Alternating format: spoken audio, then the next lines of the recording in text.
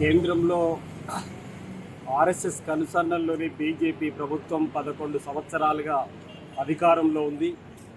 మూడోసారి అధికారంలోకి వచ్చిన తర్వాత దళితులపైన 300 రెట్లు దాడులు, దౌర్జన్యాలు పెట్టరేగిపోయాయి. దళితులే కాదు, దేశ ప్రజలందరి గుండెకాయగా ఉన్నటువంటి భారత రాజ్యాంగాన్ని కంప్లీట్గా రద్దు చేయాలనేటువంటి కుట్రలు, కుతంత్రాలకు సిద్ధమవుతున్నది. అంతేకాదు, ఈ దేశంలో ప్రభుత్వ రంగ సంస్థలన్నింటినీ కూడా కారు చౌకగా కార్పొరేట్ శక్తులకు కట్టబెట్టడానికి సన్నద్ధమవటమే కాదు, ఈరోజు శ్రామిక వర్గాలుగా ఉన్నటువంటి వాళ్ళ హక్కుల కోసం స్వాతంత్ర్యం కంటే ముందు నుంచి పోరాడి సాధించుకున్నటువంటి 29 కార్మిక చట్టాలను ఒక కలంపోటుతో రద్దు చేసి 4 లేబర్ కోడ్లు తీసుకొచ్చి కార్మికుల యొక్క శ్రమను మొత్తం దోచి కార్పొరేట్ శక్తులకు దాచిపెట్టేటువంటి పనిని కేంద్ర బీజేపీ సర్కార్ చేస్తూ ఉన్నది. దళితులు, గిరిజనుల జనాభా దామాషా ప్రకారం రావాల్సినటువంటి నిధులు, దేశంలో 20% మంది దళితులుంటే వాళ్ళకు రావాల్సినటువంటి బడ్జెట్ అలా కేటాయింపులు జరగకుండా కేవలం 5% మాత్రమే కేటాయింపులు చేస్తున్నటువంటి పరిస్థితి ఉంది.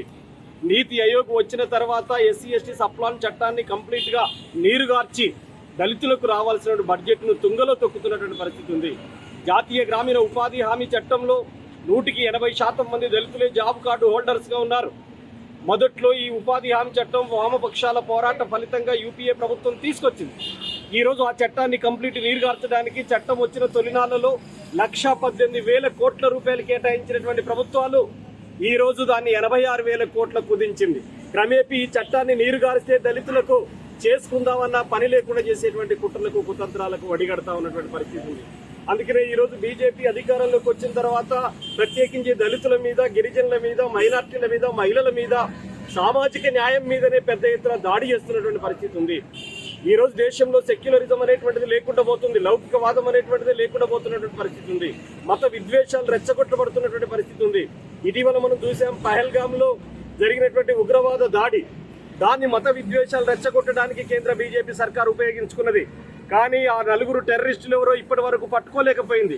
కానీ ఆ పేరు మీద విద్వేషాలు రెచ్చగొట్టేటువంటి ప్రయత్నం మాత్రం హిందూ ముస్లిం పంచాయతీగా మార్చేటువంటి ప్రయత్నం చేసింది. కానీ ఉగ్రవాదులను ఎలా పట్టుకోవాలి, ఎందుకు నిఘా వైఫల్యం జరిగింది, ఎందుకు భద్రతా వైఫల్యం జరిగింది, ఈరోజు అక్కడ ఉన్నటువంటి ఆర్మీని ఎందుకు రిక్రూట్ చేయలేకపోతుంది, 1,80,000 పోస్టులు, ఆర్మీ పోస్టులు ఖాళీగా ఉంటే నింపట్లేదు బీజేపీ సర్కార్.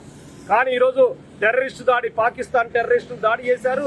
హిందువులు, పాకిస్తాన్ ఉన్నటువంటి ముస్లింలకు మధ్యలో ఘర్షణ అనే పేరు మీద ఈ దేశంలో ఉన్న ముస్లింల మీద దాడులకు సిద్ధమవుతున్నది. దళితుల మీద, ముస్లింల మీద, మైనార్టీల మీద ఉద్దేశపూర్వకంగానే టార్గెట్ చేసుకొని ఈరోజు చేస్తా ఉంది. ఈరోజు విమానం కూలి 260 మంది చనిపోయారు.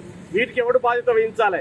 26 ప్రాణాల కోసం మొత్తం దేశాన్నంతా మత కల్లోల వైపు నెట్టినటువంటి ప్రభుత్వం ఈరోజు విమానయాన మంత్రిగా ఉన్నటువంటి రామ్మోహన్ నాయుడు ఎందుకు రాజీనామా చేయట్లేదు? మోడీ, ఈరోజు రాహుల్ గాంధీ లేకపోతే కాంగ్రెస్ ఎవడో ప్రధానమంత్రిగా ఉండుంటే ఈరోజు బీజేపీ మతోన్మాద శక్తులు ఎంత గగ్గోలు పెట్టేటువంటి వాళ్ళు. 260 మందిని భారతీయుల్ని పొట్టన పెట్టుకున్నటువంటి దీని మీద ఏం సమాధానం చెప్తారు అనేటువంటిది చాలా స్పష్టంగా అర్థం చేసుకోవాలి. అందుకని ఈరోజు కేంద్రంలో బీజేపీ సర్కార్ అనేటువంటిది అన్ని వర్గాల ప్రజల్ని ఈరోజు హరించేటువంటి పద్ధతులలో వ్యవహరిస్తుంది. ఆదాని, అంబానీ ఆస్తులు కాపాడటానికి కోసం ఈ దేశంలో అన్ని వర్గాల ప్రజల యొక్క హక్కుల్ని కాలరాయటం కోసం మాత్రమే ఉంది తప్ప మరొకటి కాదు. ఈ రాష్ట్ర ముఖ్యమంత్రి రేవంత్ రెడ్డి గారు చేవెళ్ల డిక్లరేషన్ ప్రకటించాడు. ఎస్సీ ఎస్టీలకి చేవెళ్ల డిక్లరేషన్ 12 అంశాలతో కూడినటువంటి ప్రకటించాడు. అందులో అభయహస్తం ఉంది.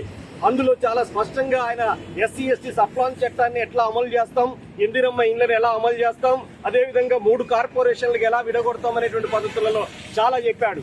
కానీ ఈరోజు చూస్తే అంబేద్కర్ అభయహస్తం అటకెక్కింది. ఈరోజు ఇందిరమ్మ ఇండ్లు అనేది కాంగ్రెస్ కార్యకర్తలు, వాళ్ళ అనుయాయులకు, వాళ్లకు వరంగా మారినటువంటి పరిస్థితి ఉంది. వాస్తవ లబ్ధిదారులకు ఇందిరమ్మ ఇండ్లు వచ్చే పరిస్థితి లేదు. ఎందుకంటే ఊర్లలో ఇందిరమ్మ కమిటీలు వేసి వాళ్ళ కార్యకర్తలకే కట్టబెట్టాలని చెప్పి చూస్తున్నారు. మేము కోరుతున్నది కేవీపీఎస్ ఒకటే, ఇందిరమ్మ ఇండ్లకు కాంగ్రెస్ కార్యకర్తే అర్హుడైతే, ఆయన నిరుపేద అయితే మొదలు ఆయనకే ఇవ్వండి అని చెప్పి మేము కూడా కోరుతున్నాం. కానీ కాంగ్రెస్ కార్యకర్త కొద్ది ఆర్థికంగా బలవంతుడైన నిరుపేద పక్కన ఉంటే, ఇంకో పార్టీలో ఉంటే వాడికి ఇవ్వకుండా మా కార్యకర్తకి ఇస్తామంటే మాత్రం అది పారదర్శకంగా ఉండదు, పక్షపాతంగా ఉంటది అనేటువంటిది తెలియజేస్తాను. రాజీవ్ యువ వికాస్ పేరు మీద తెలంగాణ రాష్ట్రంలో ఇప్పటికే 18 లక్షల దరఖాస్తులు వచ్చాయి. ఆ నిరుద్యోగుల ఎంపికలో కూడా పారదర్శకతను పాటించాలని చెప్పేసి కేవీపీఎస్ డిమాండ్ చేస్తా ఉంది. ఈ రాష్ట్రంలో కుల దురహంకార హత్యలు పెట్టరేగిపోతున్నటువంటి పరిస్థితి ఉంది. ఇప్పటికే 129 కుల దురహంకార హత్యలు జరిగినాయి. ఇటీవల రాష్ట్రంలో మీరు చూశారు, వరంగల్ జిల్లా నల్లబెల్లి పోలీస్ స్టేషన్ లో ప్రేమ జంట మాకు షెల్టర్ కావాలని చెప్పి అడగటానికి పోతే ప్రేమ జంట మీద పోలీసుల సమక్షంలోనే దాడి చేశారు. అగ్రకుల దురహంకారం ఎలా పెరిగిపోతుందో దాన్ని చూడొచ్చు. అదేవిధంగా ఇటీవలి కాలంలో ఒక దళిత యువకుడు వికారాబాద్ జిల్లా తాండూరు పక్కనున్న బెల్కటూరులో తాను పెళ్లి చేసుకుని బరాత్ చేసుకుంటే బరాత్ మీద దాడి చేశారు అగ్రకుల పెత్తందారులు. ఇంకా కులం ఎక్కడుందని వాళ్ళు ఇది చూడాలి. హైదరాబాద్ కు 100 కిలోమీటర్ల దూరం లేదు, హైదరాబాద్ కు 30 కిలోమీటర్ల దూరంలో కందుకూరు దగ్గర లేమూరులో ఒక దళిత యువకులు, దళిత పెద్ద మనుషులు ఉన్నటువంటి వాళ్ళు పెళ్లి ఫంక్షన్ పోతే పెళ్లి నిర్వహిస్తున్నటువంటి ఆయన పెళ్లి కార్డు ఇచ్చారు మా బిడ్డ పెళ్లికి రమ్మని. కానీ ఆ ఫంక్షన్ హాల్ ఓనర్ ఉన్నటువంటి రెడ్డి, మీరు దళితులే కనుక లోపలికి వస్తే రేపటి రోజున మాకు ఫంక్షన్ హాల్ కిరాయికి ఎవడు అడగరు కాబట్టి మీరు రావద్దని చెప్పి గెంటేసింది చూసాం. ఇలాంటి కులవృక్ష అంటరానితనం ఈరోజు శాస్త్ర సాంకేతిక పరిజ్ఞానం పెరిగినా కానీ ఇంకా దాడులు దౌర్జన్యాలు జరుగుతున్నాయి. కాబట్టి SC/ST అట్రాసిటీ చట్టాన్ని పకడ్బందీగా అమలు చేయాలి. దళితులకు రక్షణ కవచంగా ఉన్న రాజ్యాంగాన్ని రక్షించుకోవడానికి సిద్ధం కావాలి.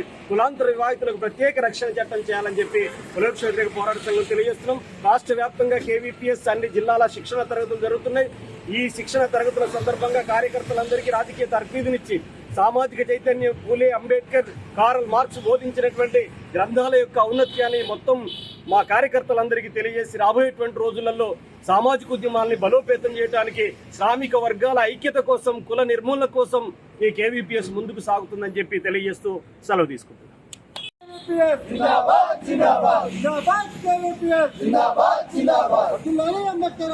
पूरा अलग विधान